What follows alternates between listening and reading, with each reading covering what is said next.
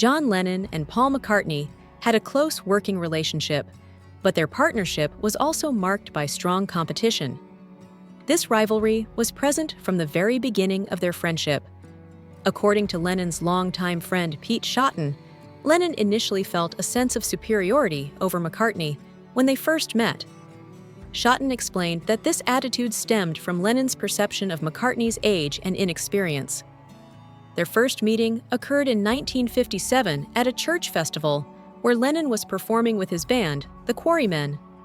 After the performance, McCartney, impressed by what he had seen, introduced himself and demonstrated his guitar skills. This eventually led to an invitation for McCartney to join the band. However, Shotton noted that at the time, Lennon had no idea just how significant McCartney would become in his life.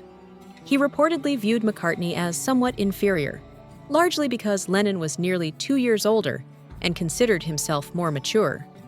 Shotton recalled that Lennon initially regarded McCartney more as a useful resource than as a potential collaborator.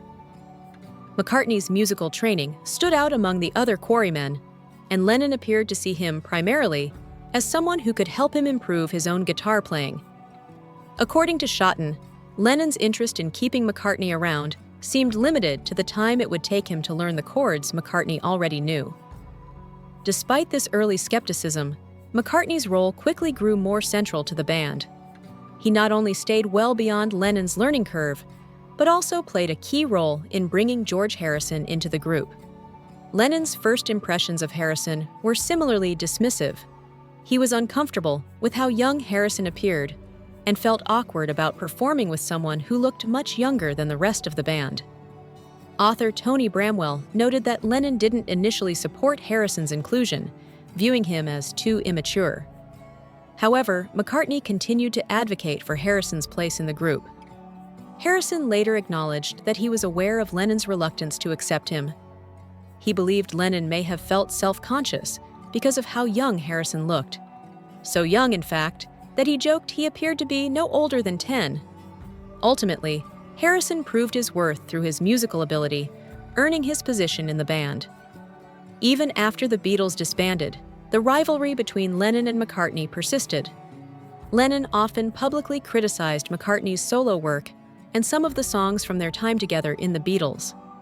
He even went so far as to accuse McCartney of having a negative impact on some of the group's best material, signaling his ongoing resentment and desire to downplay McCartney's influence.